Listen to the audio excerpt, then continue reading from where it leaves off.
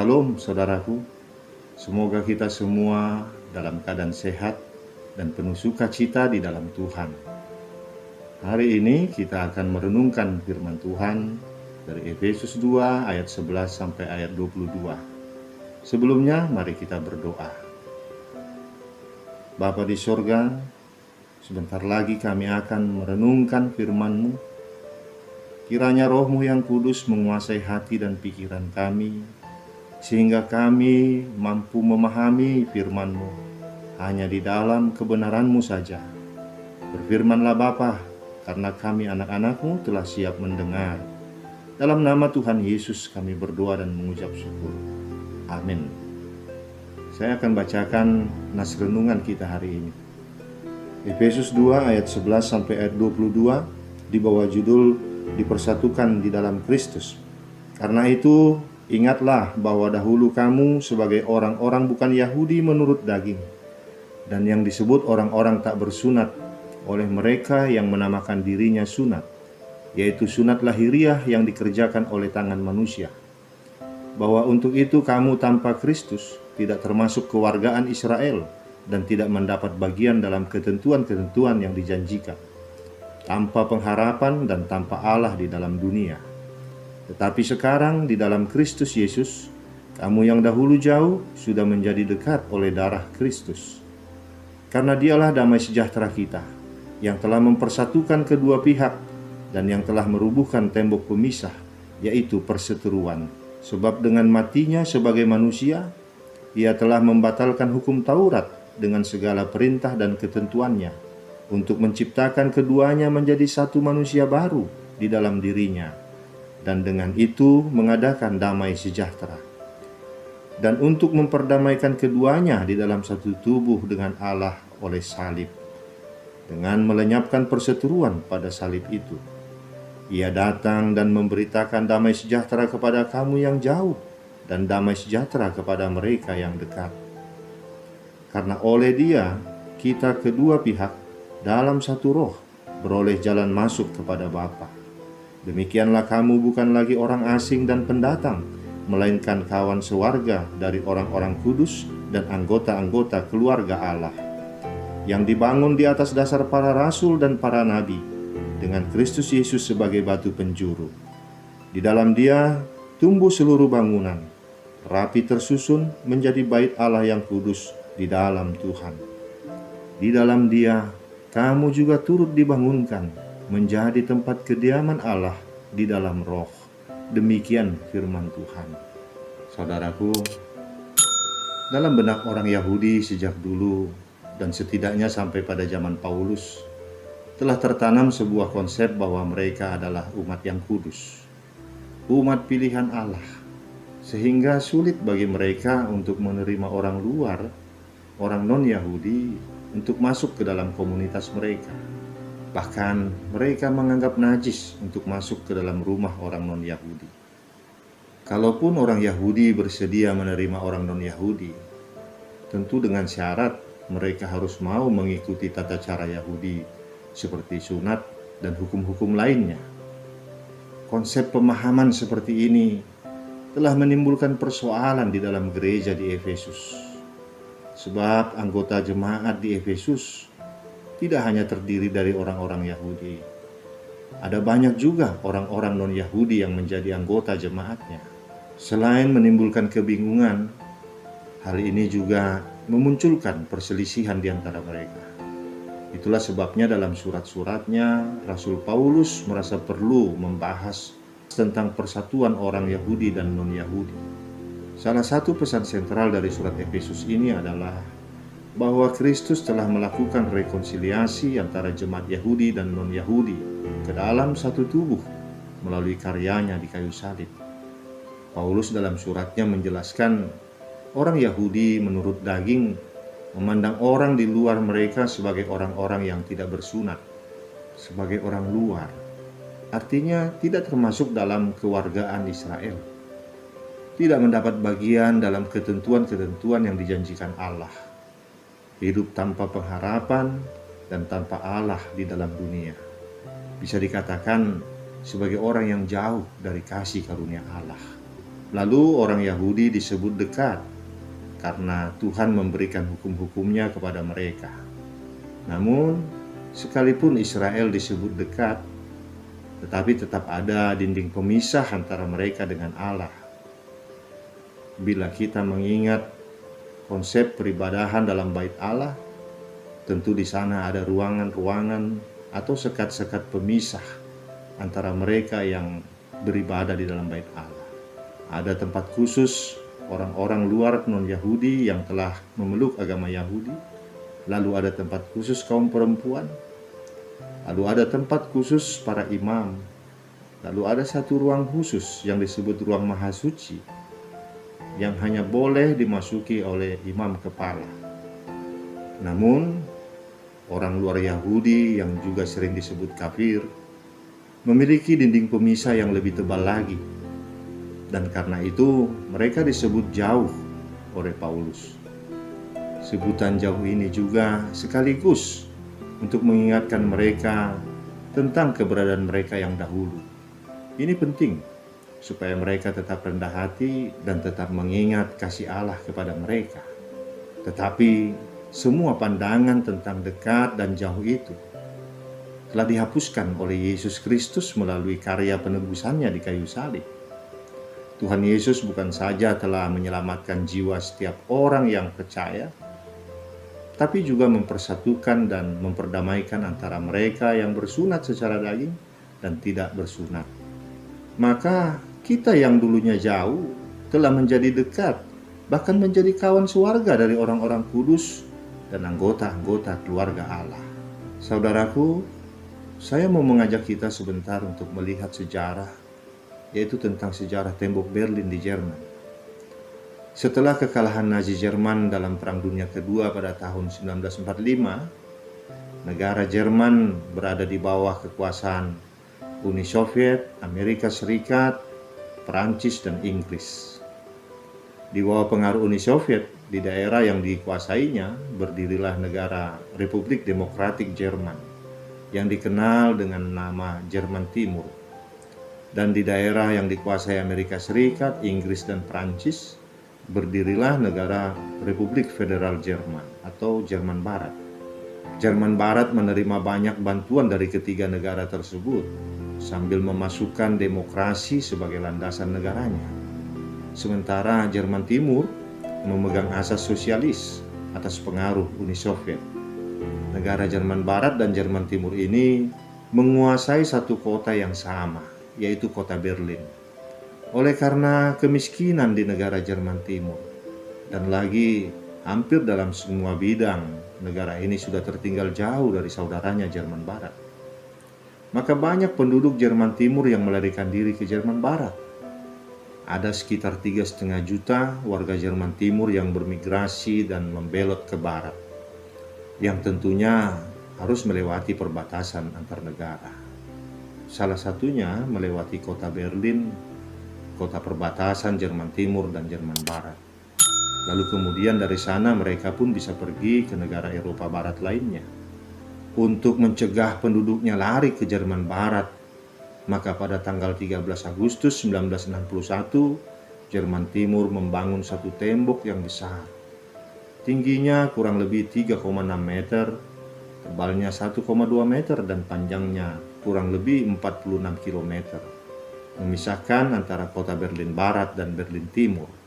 Banyak menara-menara penjagaan didirikan antara tahun 1961 sampai tahun 1989.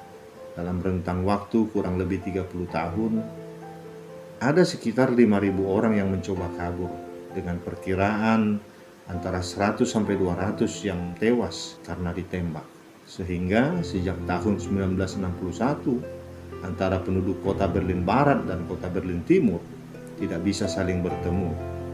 Tembok Berlin ini dikenal di seluruh dunia, dan tembok ini menjadi simbol pemisahan. Pemisahan antara anak dan orang tua, pemisahan keluarga dengan keluarga, pemisahan saudara dengan saudara. Penduduk di Berlin Barat hanya bisa memandang rumah saudaranya di Berlin Timur.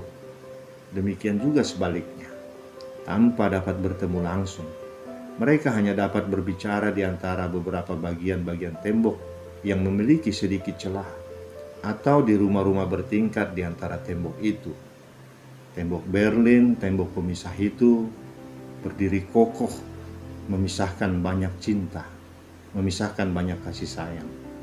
Tahun 1989, politik Blok Timur bergejolak dengan adanya liberalisasi serta mulai berkurangnya pengaruh Uni Soviet.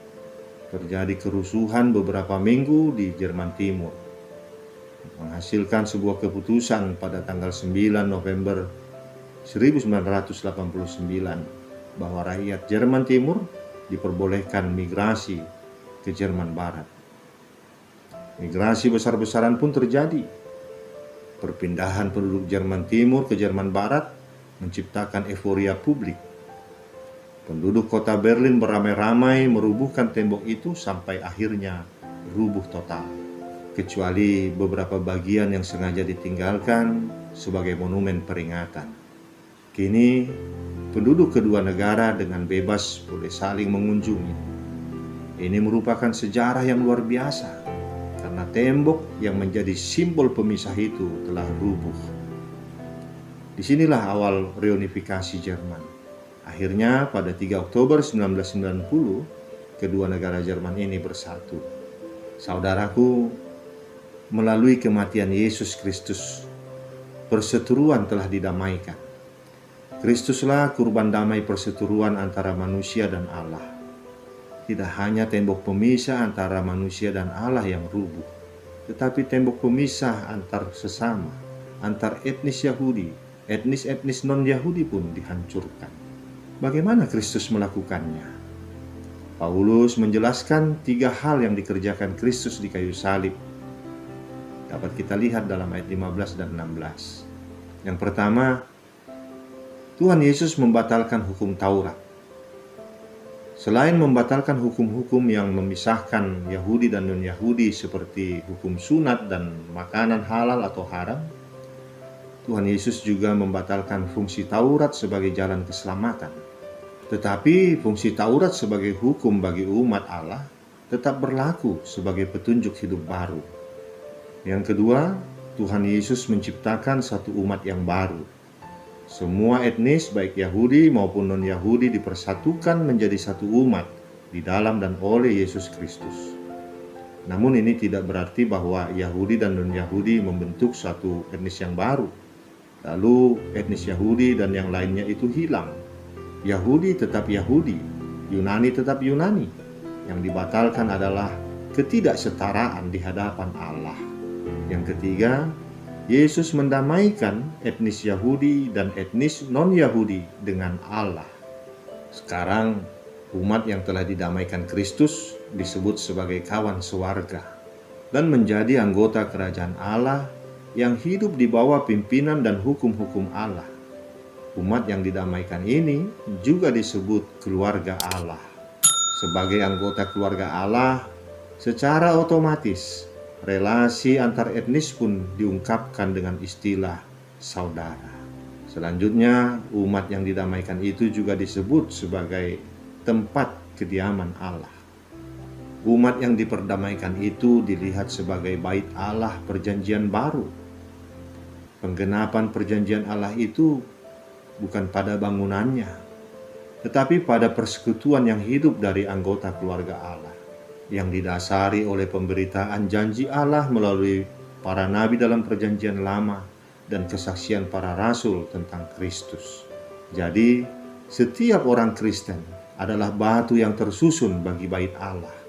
Kalau dulu orang-orang yang tidak bersunat beribadah dalam bait Allah dipisahkan oleh dinding pemisah, maka sekarang bukan saja tidak ada dinding pemisah, bahkan mereka ini menjadi batu-batu penyusun bait Allah.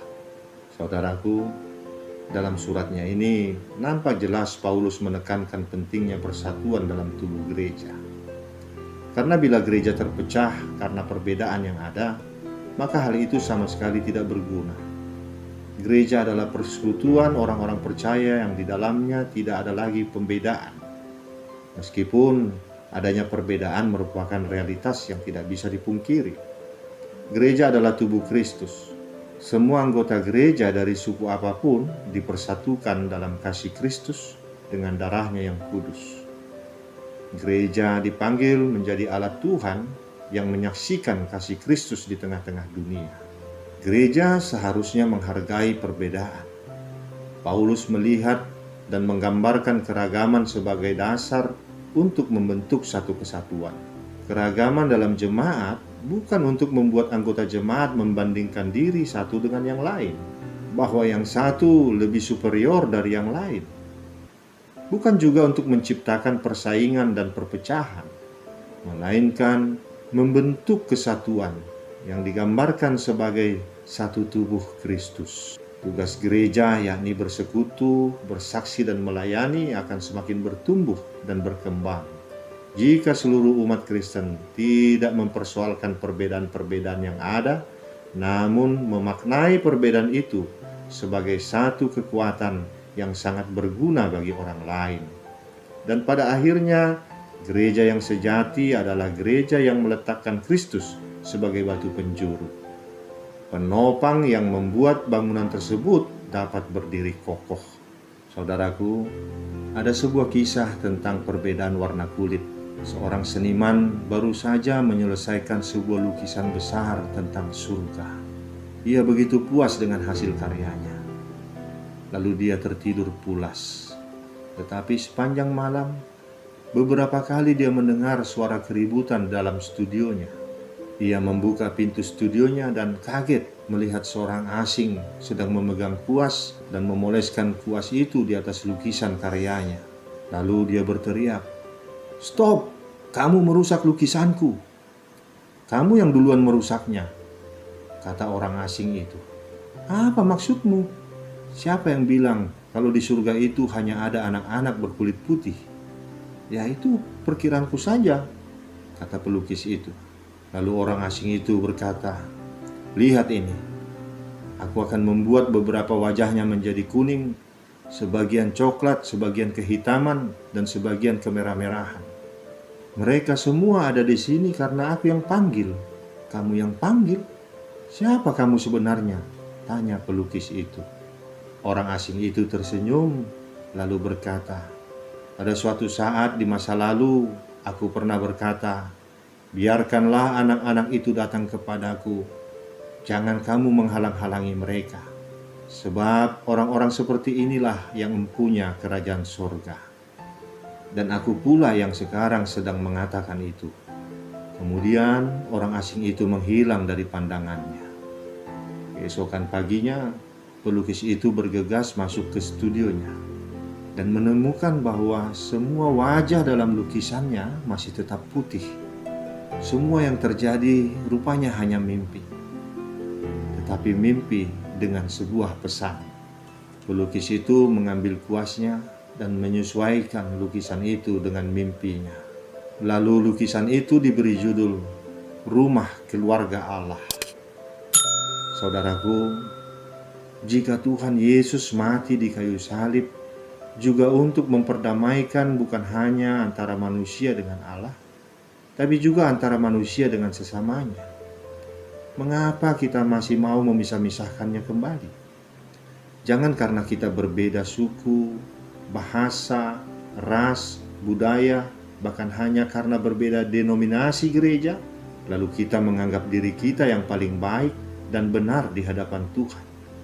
Jangan ciptakan tembok pemisah lagi, karena itu sudah dilenyapkan di kayu salib. Jika kita membangun kembali tembok-tembok pemisah di dalam gereja yang berujung pada permusuhan, itu sama saja menghina pengorbanan Kristus. Di dunia ini ada banyak permusuhan, dan yang membangunnya adalah iblis. Iblis membangun tembok-tembok permusuhan antara orang kulit putih dan kulit hitam, antara negara dengan negara, antara bangsa dengan bangsa, antara gereja dengan gereja, antara organisasi dengan organisasi. Iblis tidak mau ada damai sejahtera. Iblis sangat anti damai sejahtera. Iblis selalu memasang strategi untuk dapat membangun tembok antara orang tua dengan anak-anaknya agar tidak cocok, antara suami dan istri agar tidak rukun. Tetapi oleh damai sejahtera Kristus, tembok itu bisa dirubuhkan, yang bermusuhan menjadi rukun.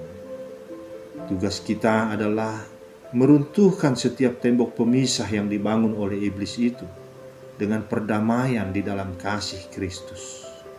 Saudaraku, dari khotbah ini setidaknya ada 3 pelajaran yang bisa kita ambil. Yang pertama, perbedaan, keberagaman, kebinekaan merupakan anugerah Tuhan yang harus kita syukuri.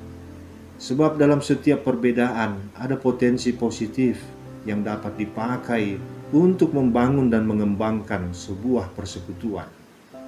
Yang kedua, di dalam Yesus semua tembok yang memisahkan satu dengan yang lain sudah dirubuhkan.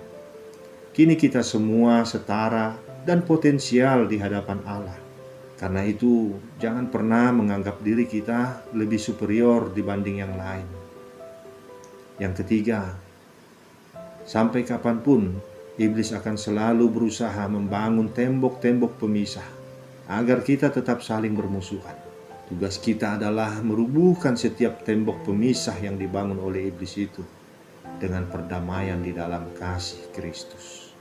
Kiranya Allah Bapa di dalam Roh Kudus menguatkan kita untuk melakukan firman-Nya. Amin. Kita berdoa. Bapa di surga, terima kasih atas firman-Mu yang telah kami dengar. Engkau mengingatkan kami Tuhan, bahwa kami Engkau ciptakan dengan penuh keberagaman, dengan penuh kebinekaan, di mana seharusnya kami saling menghargai satu dengan yang lain, karena semua adalah baik di mata-Mu. Bapa, ajar kami untuk dapat mampu menerima keberadaan orang lain di luar kami, dan mewujudkan kasih sayang-Mu melalui kebersamaan kami. Terima kasih Bapa atas firman-Mu yang mengingatkan kami Tuhan, bahwa damai sejahtera anak-Mu Yesus Kristus telah meruntuhkan tembok-tembok pemisah di antara kami, sehingga tidak ada lagi permusuhan. Bapa, buka hati dan pikiran kami senantiasa, agar kami boleh mengasihi saudara-saudara kami, sekalipun ada banyak perbedaan di antara kami. Dan jangan biarkan iblis selalu membangun tembok pemisah untuk memisahkan kami, untuk membuat kami saling bermusuhan. Kuatkan kami Tuhan jika harus menghancurkan tembok-tembok itu. Terima kasih Bapa di surga.